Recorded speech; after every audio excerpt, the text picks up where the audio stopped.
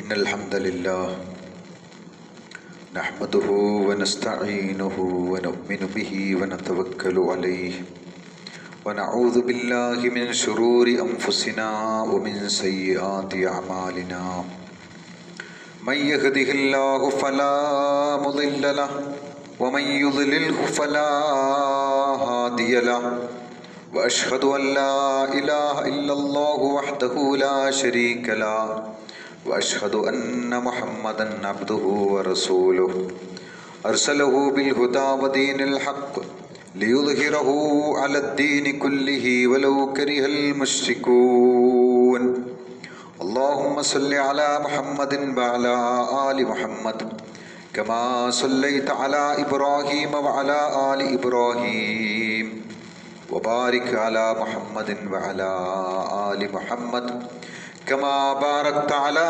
إبراهيم وعلى آل إبراهيم إنك حميد مجيد أما بعد فإن خير الحديث كتاب الله وخير الهدي هدي محمد صلى الله عليه وسلم وشر الأمور محدثاتها وكل محدثة بدعة وكل بدعة ضلالة وكل ضلالة في النار أعوذ بالله من الشيطان الرجيم يا أيها الناس اتقوا ربكم الذي خلقكم من نفس واحدة وخلق منها زوجها وبث منهما رجالا كثيرا ونساء واتقوا الله الذي تساءلون به والأرحام إن الله كان عليكم رقيبا اقرأ باسم ربك الذي خلق خلق الإنسان من علق اقرأ وربك الأكرم الذي علم بالقلم علم الإنسان ما لم يعلم. ബഹുമാന്യരായ സത്യവിശ്വാസികളെ, വിശ്വാസിനികളെ, ജീവിതത്തിലുടനീളം അള്ളാഹുവിൻ്റെ നിയമനിർദ്ദേശങ്ങൾ, വിധിവിലക്കുകൾ പാലിച്ചുകൊണ്ട് തഖ്വയുള്ളവരായി ഭയഭക്തരായി ജീവിക്കണമെന്ന് ആദ്യമായി എന്നോടും തുടർന്ന് നിങ്ങളോടും വസിയത്ത് ചെയ്യുകയാണ്, ഉപദേശിക്കുകയാണ്, ഉണർത്തുകയാണ്. വേനൽ അവധിക്ക് ശേഷം നമ്മുടെ മക്കൾ വീണ്ടും വിദ്യാലയങ്ങളിലേക്ക്, മദ്രസകളിലേക്കും യാത്ര തിരിക്കാൻ ഒരുങ്ങുകയാണ്. വിജ്ഞാനത്തിൻ്റെ പുതിയൊരു വസന്തകാലത്തിനാണ് ഇനി തുടക്കമാകുന്നത്. അറിവ് നേടുക എന്നത് കേവലമൊരു ലൗകികമായ ഭൗതികമായ ആവശ്യം മാത്രമല്ല, മറിച്ച് അതൊരു വലിയ ഇബാദത്താണ്, വലിയ ഒരു ആരാധനയാണ്. പ്രവാചകൻ സല്ലല്ലാഹു അലൈഹി വസല്ലമക്ക് ആദ്യമായി അവതരിപ്പിക്കപ്പെട്ട ഖുർആൻ സൂക്തം അത് വ്യക്തമാക്കുന്നത് വായിക്കാനും പഠിക്കാനുമുള്ള കൽപ്പന നൽകിക്കൊണ്ടാണ് വിശുദ്ധ ഖുർആൻ അവതരിക്കുന്നതിന്. അതുകൊണ്ട് തന്നെ അത് വ്യക്തമാക്കുന്നത് മനുഷ്യർക്ക് ആത്യന്തികമായി അടിസ്ഥാനപരമായി ഉണ്ടാവേണ്ടത് അറിവാണ് എന്നുള്ളതാണ്. നോക്കൂ, നിങ്ങൾ ഖുർആൻ നമ്മെ പഠിപ്പിക്കുന്നത് ഇഖ്റ ബിസ്മി റബ്ബിക്കല്ലദീ ഖലഖ്. ഇഖ്റ വായിക്കുക, ബിസ്മി റബ്ബിക്കല്ലദീ ഖലഖ്, നിന്നെ സൃഷ്ടിച്ച സൃഷ്ടാവിൻ്റെ നാമത്തിൽ വായിക്കുക. സൃഷ്ടാവിനെ, അള്ളാഹുവിനെ അറിഞ്ഞുകൊണ്ടുള്ള വായനയാണ്. ആദ്യം അറിയേണ്ടത് തന്നെ സൃഷ്ടിച്ച സൃഷ്ടാവിനെ കുറിച്ച്, റബ്ബിനെ കുറിച്ചാണ്. ഖലഖൽ ഇൻസാന മിൻ അലഖ്, മനുഷ്യനെ അള്ളാഹു, പിന്നെ മനുഷ്യന്റെ സൃഷ്ടിപ്പുമായാണ് രണ്ടാമത് വരുന്നത്. ഖലഖൽ ഇൻസാന മിൻ അലഖ്, മനുഷ്യനെ അവൻ ഒരു രക്തപിണ്ഡത്തിൽ നിന്ന് സൃഷ്ടിച്ചു. മനുഷ്യ സൃഷ്ടിപ്പിനെ കുറിച്ച് അറിയാൻ വേണ്ടി രണ്ടാമതായി പറയുന്നു ഖലഖൽ ഇൻസാന മിൻ അലഖ്. ഇഖ്റ വറബ്ബുക്കൽ അക്രം, ഇഖ്റ നീ വായിക്കുക, വറബ്ബുക്കൽ അക്രം, നിന്റെ റബ്ബ് ഏറ്റവും മാന്യനാണ്, ആദരണീയനാണ്. അല്ലദീ അല്ലമ ബിൽ ഖലം, അവൻ തീർച്ചയായും പേന കൊണ്ട് പഠിപ്പിച്ചവനാണ്. അല്ലമൽ ഇൻസാന മാ ലം യഅലം, മനുഷ്യനെ അങ്ങനെ അവൻ അറിയാത്തത് പഠിപ്പിച്ചു. ഖലഖൽ ഇൻസാന അല്ലമഹുൽ ബയാൻ, മനുഷ്യനെ അള്ളാഹു സൃഷ്ടിച്ചു കാര്യങ്ങളെ വിശദീകരിച്ചു കൊടുക്കാൻ, ബയാൻ ചെയ്യാൻ, വിശദീകരിക്കുവാനുള്ള ഭാഷാശേഷി, വിവരണശേഷി അവന് അള്ളാഹു നൽകി. ഒരു ജീവവർഗത്തിനുമില്ലാത്ത ഒരു ജീവലോകത്തും കാണാത്ത ബുദ്ധിശക്തിയും ചിന്താശേഷിയും സംസാരിക്കാനുള്ള ശേഷിയും മനുഷ്യന് അള്ളാഹു നൽകി എന്നുള്ളത് മനുഷ്യൻ്റെ പ്രത്യേകതയാണ്. നോക്കൂ നിങ്ങൾ, ഇമാം റാസി റഹ്മത്തുള്ളാഹി അലൈഹി സൂറത്ത് അലക്കിനെ വിശദീകരിച്ചുകൊണ്ട് പറയുകയാണ്, വിശുദ്ധ ഖുർആനിൽ അള്ളാഹു ആരംഭിച്ചത് നിസ്കരിക്കാനോ നോമ്പ് നോക്കാനോ കൽപ്പിച്ചുകൊണ്ടല്ല, മറിച്ച് വായിക്കാൻ പറഞ്ഞുകൊണ്ടാണ്. എന്തുകൊണ്ടാണ്? അതെന്തുകൊണ്ടാണ്? അറിവില്ലാതെ ചെയ്യുന്ന ഇബാദത്തുകൾക്ക് ജീവനുണ്ടാവില്ല. അറിവ് എല്ലാ ആരാധനകളുടെയും ജീവനാണ്. അപ്പം എന്ന് പറഞ്ഞാൽ ഏത് ഇബാദത്തുകളും, നിസ്കാരമാവട്ടെ, നോമ്പാവട്ടെ, ഹജ്ജാവട്ടെ, ഇതൊക്കെ അറിവിൻ്റെ അടിസ്ഥാനത്തിലാണ് ചെയ്യേണ്ടത്. അപ്പം അറിവാണ് ഒന്നാമതായി നേടേണ്ടത്. അറിവാണ് ഒന്നാമതായി നേടേണ്ടത് എന്നർത്ഥം. അവ്വലു നിഅമത്തിൻ അൻഅമല്ലാഹു ബിഹാ അലൽ ഇൻസാൻ, മനുഷ്യൻ നൽകിയ ഏറ്റവും വലിയ നിഅമത്ത്, ഏറ്റവും വലിയ അനുഗ്രഹം എന്ന് പറയുന്നത് ബഅദൽ ഖൽഖ്, അവൻ്റെ സൃഷ്ടിപ്പിന് ശേഷം അവൻ നൽകിയ ഏറ്റവും വലിയ നിഅമത്ത് അൻ അല്ലമഹു, അല്ലാഹുവിനെ പഠിപ്പിച്ചു. ഫദല്ല അല ഹാദാ അല അന്നൽ ഇൽമ ഹുവ അഷ്റഫുസ് സിഫാത്ത്. അതുകൊണ്ട് തന്നെ മനുഷ്യനുള്ള ഏറ്റവും വലിയ വിശേഷണം അറിവ് ഉള്ളവനാവുക എന്നുള്ളതാണ്. വഅന്ന റാബത ഫീഹി ഔലൻ നിഷാദ്, ഏറ്റവും വലിയ ഉന്മേഷം നൽകുന്നത് മനുഷ്യന് അറിവ് നേടുമ്പോഴാണ്. മറ്റെന്ത് ഭൗതികമായ വ്യവഹാരങ്ങളിൽ ഏർപ്പെടുന്നതിനേക്കാൾ മനുഷ്യന് ഉന്മേഷവും ആവേശവും നൽകുന്നത് അറിവിലൂടെയാണ്. അറിവ് കിട്ടുമ്പോഴാണ് എന്നർത്ഥം. അറിവ് നേടൽ ഓരോ മനുഷ്യന്റെയും ബാധ്യതയാണ്. മുസ്ലിമിന്റെ ബാധ്യതയാണ് എന്നാണ്. തലബുൽ ഇൽമി ഫരീളത്തുൻ അലാ കുല്ലി മുസ്ലിമിൻ വ മുസ്ലിമ, ഓരോ മുസ്ലിമിനും, ഓരോ മുസ്ലിമായ പെണ്ണിനും, ഓരോ മുസ്ലിമായ പുരുഷനും അറിവ് നേടൽ നിർബന്ധമാണ്. ഉത്തുലുൽ ഇൽമ വലൗ ഫിസ്സീൻ, നിങ്ങൾ ചൈനയിൽ പോയാലും വിദ്യാഭ്യാസം നേടണം എന്ന് പറയുന്ന മറ്റൊരു റിപ്പോർട്ട് നമുക്ക് കാണാൻ കഴിയും. അപ്പോൾ ഇവിടെ മനുഷ്യൻ അടിസ്ഥാനപരമായി നേടേണ്ട അറിവ്, അവൻ്റെ ദീനിനെ കുറിച്ചുള്ള അറിവ്, അള്ളാഹുവിനെ കുറിച്ചുള്ള അറിവ്, ഇബാദത്തുകളിൽ അവൻ കണിശമായി അറിയേണ്ട ഇൽമ്, അതുപോലെ തന്നെ അവൻ ഓതുന്ന ഖുർആൻ, നമസ്കാരങ്ങളിൽ അവൻ നിത്യേന ഓതിക്കൊണ്ടിരിക്കുന്ന, അവൻ്റെ ദിക്റുകളിൽ ഓതിക്കൊണ്ടിരിക്കുന്ന ദിക്റുകളുടെ, അതുപോലെ തന്നെ ദുആഇൻ്റെ, അതുപോലെ തന്നെ ഖുർആനിൻ്റെയും അതിൻ്റെ മഅനയും ആശയവും മനസ്സിലാക്കൽ അവന് നിർബന്ധമാണ്. അപ്പം അത്യാവശ്യമായി അവൻ അമൽ ചെയ്യുന്ന ഏതൊക്കെ വിഷയങ്ങളുണ്ടോ ആ അമലിനെ കുറിച്ച് കൃത്യമായ അറിവ് നേടൽ അവന് നിർബന്ധമാണെന്നാണ് മഹാരഥന്മാരായ പണ്ഡിതന്മാർ ഈ ഹദീസിനെ വിശദീകരിച്ചുകൊണ്ട് പറയുന്നത്. ഇമാം അഹ്മദ് ഹംബൽ റഹ്മത്തുള്ളാഹി അലൈഹി പറയുകയാണ്, ഹാജത്തുൻ നാസി ഇലൽ ഇൽമി, മനുഷ്യന് അറിവിനേക്കുള്ള ആവശ്യം എന്ന് പറയുന്നത് അശദ്ദു മിൻ ഹാജാതിഹിം ഇല ത്വആമി വശറബ്, ഭക്ഷണത്തെക്കാൾ വെള്ളത്തേക്കാൾ അവന് ആവശ്യം എന്താണ്? അറിവാണ്. ഭക്ഷണത്തെക്കാൾ വെള്ളത്തേക്കാൾ അവന് ആവശ്യമുള്ളത് അറിവാണ് എന്നർത്ഥം. പ്രിയപ്പെട്ട കുട്ടികളെ മൊബൈൽ താഴെ വെക്കട്ടെ, പറയുന്നത് കേൾക്കുക. ഭക്ഷണത്തെക്കാൾ വെള്ളത്തേക്കാൾ അവർക്ക് ആവശ്യമായിട്ടുള്ളത് എന്താണ്? അറിവാണ്. ലിഅന്ന തആമ വശറാബ, തീർച്ചയായും വെള്ളവും ഭക്ഷണവും യഹ്താജു ഇലൈഹി ഫിൽ യൗമി മറത്തൻ ഔ മറത്തൈൻ, അവന് ഭക്ഷണവും വെള്ളവും ദിവസത്തിൽ 1-2 തവണ മതി. ഭക്ഷണം അവന് ദിവസത്തിൽ 1-2 തവണ മതി. വഹാജത്തുഹു ഇലൽ ഇൽമി, എന്നാൽ അറിവിന് അവൻ്റെ ആവശ്യം എന്ന് പറയുന്നത് ബിഅദദി അംഫാസി, അവൻ്റെ ശ്വാസോച്ഛ്വാസം എങ്ങനെയാണോ അതുപോലെ അവന് അറിവ് ആവശ്യമാണ് എന്ന് അല്ലാഹു സുബ്ഹാനഹു ഖുർആനിൽ പറയുന്നത്. ഫഅലം അന്നഹു ലാ ഇലാഹ ഇല്ലല്ലാഹ്, തീർച്ചയായും ലാ ഇലാഹ ഇല്ലല്ലാഹ് എന്താണെന്ന് നബിയെ താങ്കൾ അറിയണമെന്ന്. ലാ ഇലാഹ ഇല്ലല്ലാഹ്, ലാ ഇലാഹ ഇല്ലല്ലാഹ് എന്ന് കേവലം ഉരുവിടാൻ നാവുകൊണ്ട് പറയാനുള്ളതല്ല, മറിച്ച് അതൊരു ഇൽമാണ്, അത് അറിവാണ് എന്നാണ്. ലാ ഇലാഹ ഇല്ലല്ലാഹ് എന്ന് ഭിക്ഷക്കാരൻ അങ്ങാടിയിൽ 10,000 വട്ടം ലാ ഇലാഹ ഇല്ലല്ലാഹ് പറയും. അതിൻ്റെ അർത്ഥം ലാ ഇലാഹ ഇല്ലല്ലാഹ് അവൻ്റെ ചട്ടിയിൽ പണം കിട്ടണമെന്നാണ്. കുട്ടിയെ താരാട്ട് പാട്ട് പാടി ഉറക്കുന്ന ഉമ്മ ലാ ഇലാഹ ഇല്ലല്ലാഹ് പറയുന്നത് കുട്ടി ഉറങ്ങാൻ വേണ്ടിയാണ്. കുട്ടി വീട് തല പോയിട്ട് ചുമരുമ മുട്ടിക്കഴിഞ്ഞാൽ അപ്പം ബദരീൻ കളിയെന്ന് വിളിക്കും. അപ്പം ലാ ഇലാഹ ഇല്ലല്ലാഹ് വിട്ടു. അതേപോലെ ഇനിയിപ്പോൾ പള്ളിയിൽ നിന്ന് ബാങ്ക് കേട്ടിട്ട് ഒരു സഹോദരൻ, മുസ്ലിം സഹോദരൻ ലാ ഇലാഹ ഇല്ലല്ലാഹ് എന്ന് ഏറ്റു പറയാൻ കഴിയും. അപ്പം അത് കേവലം ഒരു ലാ ഇലാഹ ഇല്ലല്ലാഹ് പറച്ചിൽ മാത്രമാണ്. ലാ ഇലാഹ ഇല്ലല്ലാഹ് ഖൽബിന്റെ ഉള്ളിലേക്ക് ഇറങ്ങണം. മൻ ഖാല ലാ ഇലാഹ ഇല്ലല്ലാഹ് ഖാലിസൻ മിൻ ഖിബലി നഫ്സിഹി ദഖൽ ജന്ന. ആരെങ്കിലും ലാ ഇലാഹ ഇല്ലല്ലാഹ് തന്റെ ഖൽബിന്റെ ഉള്ളിൽ നിന്ന് ഏറ്റു പറഞ്ഞോ അവൻ സ്വർഗത്തിൽ കടന്നു എന്നാണ്. ലാ ഇലാഹ ഇല്ലല്ലാഹ് മഅന നമുക്ക് പഠിക്കേണ്ടതുണ്ട്. നോക്കൂ നിങ്ങൾ, മഹാനായ മൂസാ നബി അലൈഹിസ്സലാം അദ്ദേഹം അല്ലാഹുവുമായിട്ട് നടത്തുന്ന മുനാജാത്തുണ്ട്.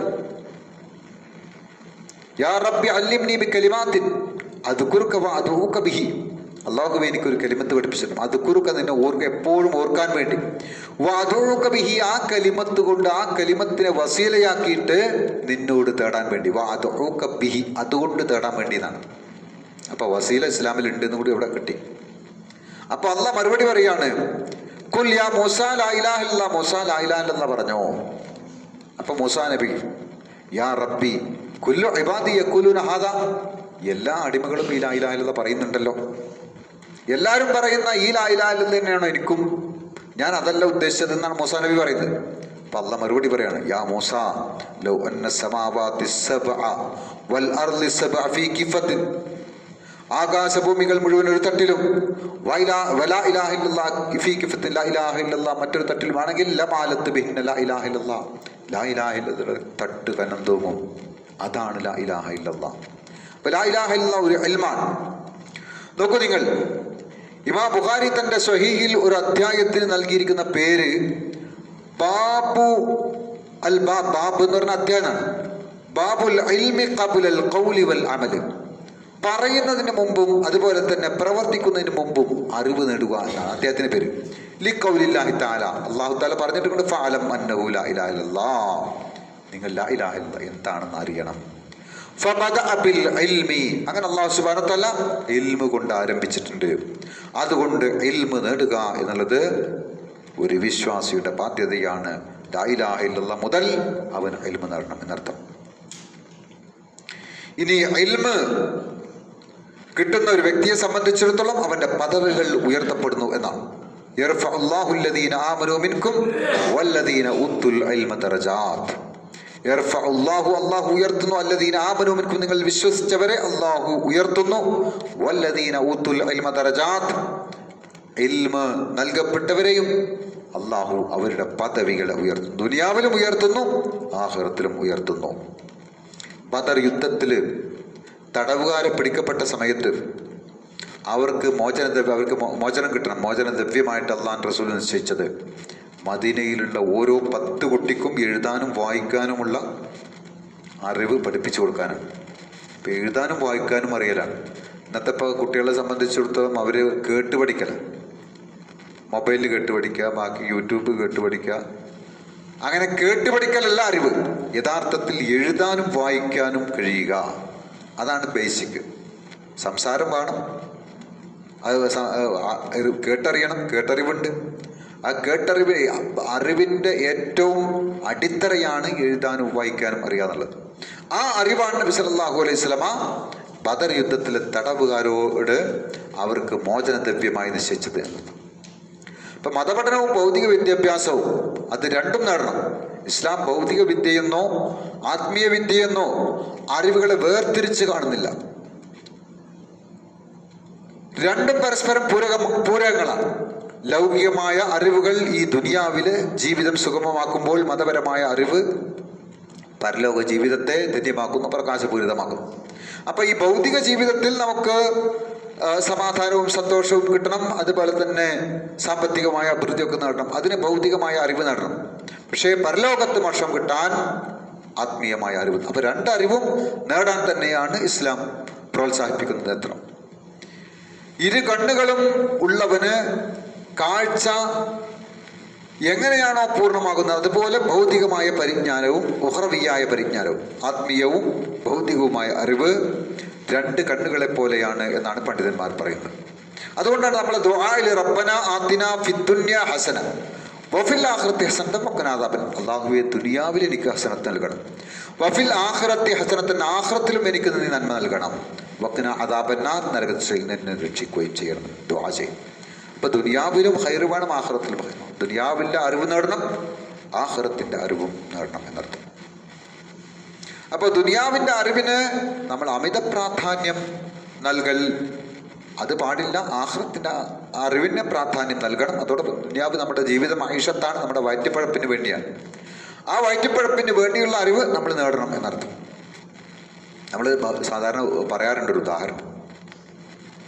വാഴ വെക്കുന്ന വ്യക്തി, കർഷകൻ, അവന് എപ്പോൾ ആ വാഴക്ക് വെള്ളം കൊടുക്കണം, എപ്പോൾ യൂറിയ, എപ്പോൾ പൊട്ടാഷ്, എങ്ങനെ വെള്ളം നനക്കണം, എങ്ങനെ ഒന്നാം തരം കൊലയായി അത് ക്രിസ്മസ് ആകുമ്പോഴൊക്കെ അല്ലെങ്കിൽ ഓണാകുമ്പോഴൊക്കെ ഒന്നാം തരം കൊലയായി കൊലച്ചു വരണമെങ്കിൽ അതെങ്ങനെ പരിപാലിക്കണമെന്ന് 1000 കണ്ണുകൊണ്ട്, 1000 കാതുകൊണ്ട്, 1000 ചോദ്യങ്ങളുമായി അവനവൻ്റെ ചുറ്റുപാടുമുള്ള കർഷകരുമായി ബന്ധപ്പെട്ട അറിവ് ആർജിച്ച്, അവൻ കാലാന്തരത്തിൽ ആ അറിവ് ആർജിച്ച് അത് ശരിയായ നിലക്ക് അവൻ്റെ കൃഷി ചെയ്യുന്നു.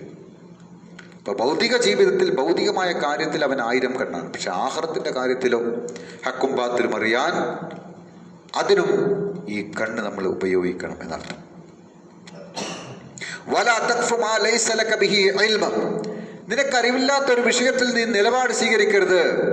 കാരണം ഇന്ന സമഅ വൽ ബസറ വൽ ഫുആദ കുല്ലു ഉലൈക കാന അൻഹു മസ്ഊല, നിന്റെ കണ്ണും കാതും ഹൃദയവും നാളെ പരലോകത്ത് അല്ലാഹു ചോദ്യം ചെയ്യുന്നു. അപ്പം നമ്മൾ എന്തൊരു വിഷയത്തിലും നമ്മളൊരു നിലപാട് സ്വീകരിക്കുമ്പോൾ, മതപരമായ വിഷയത്തിൽ വിശിഷ്യ നമ്മളൊരു നിലപാട് സ്വീകരിക്കുമ്പോൾ അതിന് വ്യക്തമായ അറിവിൻ്റെ അടിസ്ഥാനത്തിലായിരിക്കണം നമ്മൾ ആ നിലപാട് സ്വീകരിക്കുന്നത്, അത് വിശ്വസിക്കുന്നത്, ആചരിക്കുന്നത്, അനുഷ്ഠിക്കുന്നത് എന്നർത്ഥം.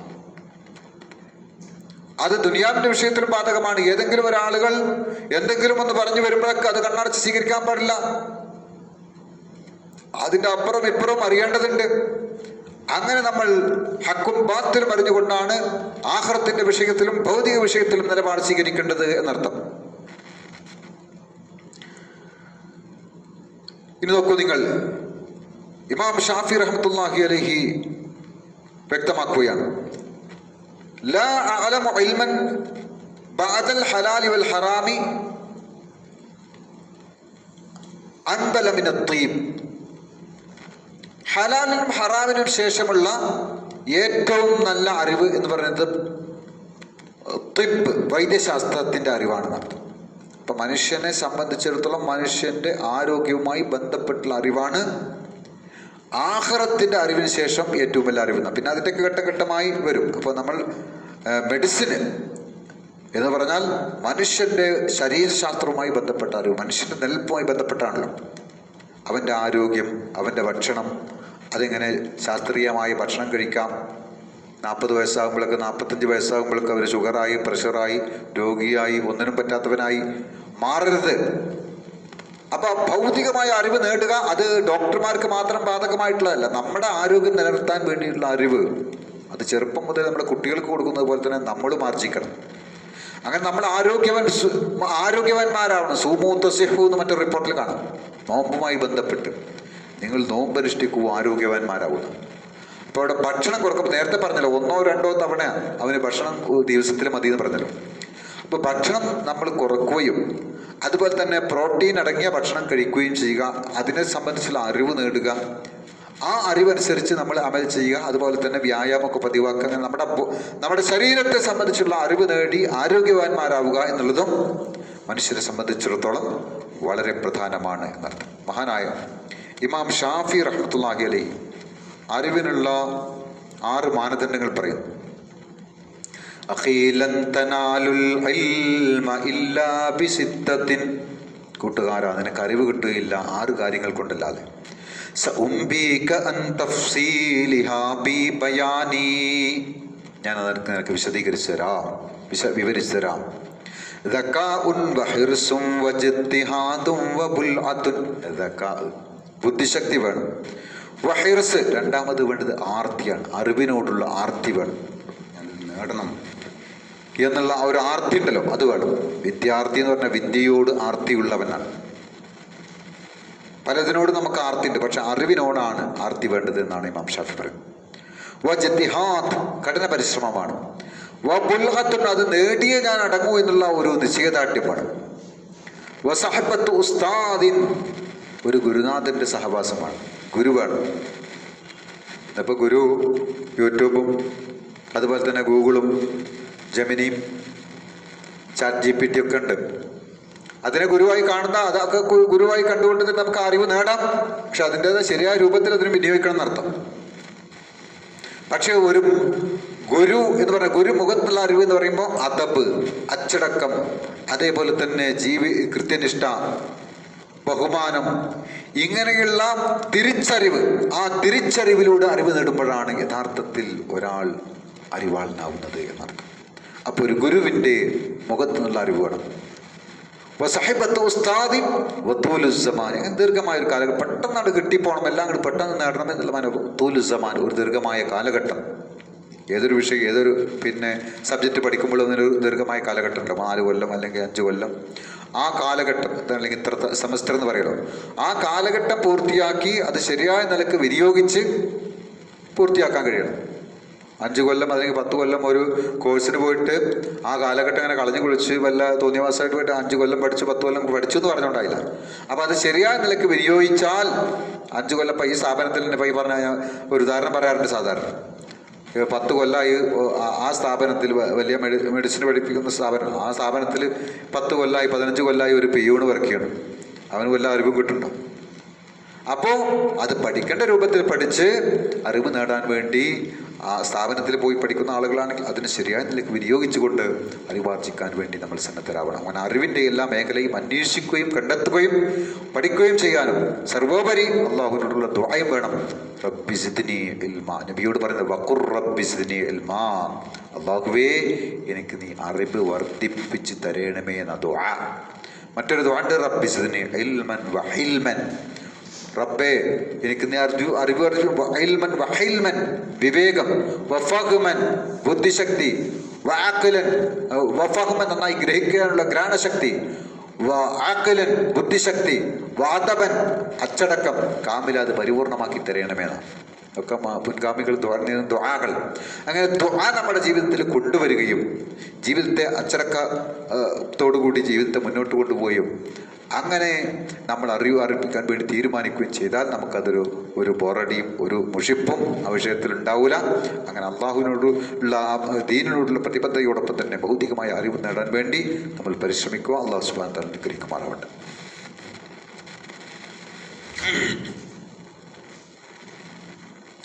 അൽഹംദുലില്ലാഹ് വസ്സലാത്തു വസ്സലാമു അലാ റസൂലില്ലാഹി വഅലാ ആലിഹി വസഹ്ബിഹി അജ്മഈൻ. തക്ബീറുകൾ നമ്മൾ പതിവാക്കുക എന്നുള്ളത് ഈ അയ്യാമു തശ്രീഖിൻ്റെ ഇനിയുള്ള മുതലുള്ള 3 ദിവസങ്ങളിൽ അത് വളരെ പ്രകടമായ സുന്നത്താണ്. ആ സുന്നത്ത് നമ്മൾ പതുക്കെയും ഉറക്കെയും ഒക്കെ ചൊല്ലണം. നിസ്കാരത്തിന് ശേഷം നമ്മൾ സാധാരണ നിസ്കാരം കഴിഞ്ഞ ഉടനെ ചില പള്ളികളിലൊക്കെ കാണാണ്ട് തക്ബീറുകൾ 3 തക്ബീർ 10 തക്ബീർ ആ രൂപത്തിലല്ല, മറിച്ച് ഒറ്റക്കൊറ്റക്കാണ് തക്ബീർ ചൊല്ലേണ്ടത്. അത് ഈ പറഞ്ഞ നബി സല്ലല്ലാഹു അലൈഹി വസല്ലം ഒരിക്കലും തന്നെ സാധാരണ ദിക്റുകൾ, അതായത് ഇസ്തിഗ്ഫാർ, പിന്നെ തഹ്മീദ്, തക്ബീർ, തഹ്ലീൽ, സുബ്ഹാനല്ലാഹ്, അൽഹംദുലില്ലാഹ്, അല്ലാഹു അക്ബർ, ആയത്തുൽ കുർസി, ബാക്കിയുള്ള സൂറത്തുകൾ ഓതിയതിന് ശേഷം ആണ് തക്ബീർ ചൊല്ലേണ്ടത്. അപ്പോൾ അത് നമ്മൾ ആ രൂപത്തിൽ ചൊല്ലാം. അതുപോലെ തന്നെ പല ലഫ്ളുകളുണ്ട്, ആ ലഫ്ളൊക്കെ പതിവാക്കാം. അതുപോലെ തക്ബീറൊക്കെ ഇപ്പോൾ ഒരു പാട്ട് എന്നുള്ള രൂപത്തിൽ വരുന്നുണ്ട്. അല്ലാഹു അക്ബർ അല്ലാഹു അക്ബർ അല്ലാഹു അക്ബർ. ശരിക്ക് ലഫ്ളായി ഹദീസിൽ വന്ന എങ്ങനെയാ വെച്ചാൽ അല്ലാഹു അക്ബർ ലാ ഇലാഹ ഇല്ലല്ലാഹു അല്ലാഹു അക്ബർ വലില്ലാഹിൽ ഹംദ്. ഒക്കെ പള്ളികളിലൊക്കെ കയറുന്നത് സലാത്ത് പാട്ട്, ദിക്റുകൾ പാട്ട്, മഗ്‌രിബിന്റെ മുമ്പ് സുബ്ഹാനല്ലാഹി വബിഹംദിഹി സുബ്ഹാനല്ലാഹിൽ അലീം വബിഹംദിഹി അസ്തഗ്ഫിറുല്ലാഹ്, പാട്ട് രൂപത്തിലാണ് പാട്ട്. അങ്ങനെയല്ല, സുബ്ഹാനല്ലാഹി വബിഹംദിഹി സുബ്ഹാനല്ലാഹിൽ അലീം അതൊരു ദിക്റാണ്. പിന്നെ ഇസ്തിഗ്ഫാറിന്റെ ദിക്ർ വേറെയാണ്. അപ്പോൾ ഹദീസിൽ വന്ന എങ്ങനെയാണ് സുബ്ഹാനല്ലാഹി വബിഹംദിഹി സുബ്ഹാനല്ലാഹിൽ അലീം എന്നാണ്. സ്വലാത്ത് നബി പഠിപ്പിച്ചിട്ടുണ്ട്, അല്ലാഹുമ്മ സ്വല്ലി അലാ മുഹമ്മദിൻ വഅലാ ആലി മുഹമ്മദ്, അല്ലെങ്കിൽ ഇബ്രാഹിം സ്വലാത്ത് മുഴുവൻ സല്ലല്ലാഹു അലാ മുഹമ്മദ്, ഇത്രേ ഉള്ളൂ. ഇവിടെ അത് സ്വലാത്ത് വരെ പാട്ടാക്കി സല്ലല്ലാഹു അലാ മുഹമ്മദ് സല്ലല്ലാഹു അലൈഹി വസല്ലം, അതങ്ങനെ ഒരു പാട്ടാക്കി ചൊല്ലും. അപ്പോൾ ദിക്റുകളെ ദുആകളെ പാട്ടാക്കി ബൈത്താക്കി മാറ്റി അതിൻ്റെ ആ ഒരു തഖ്വയും വഖാറത്തും അതിൻ്റെ ആ പരിശുദ്ധതയും നഷ്ടപ്പെടുന്ന രൂപത്തിൽ നമ്മൾ ആക്കി മാറ്റരുത്.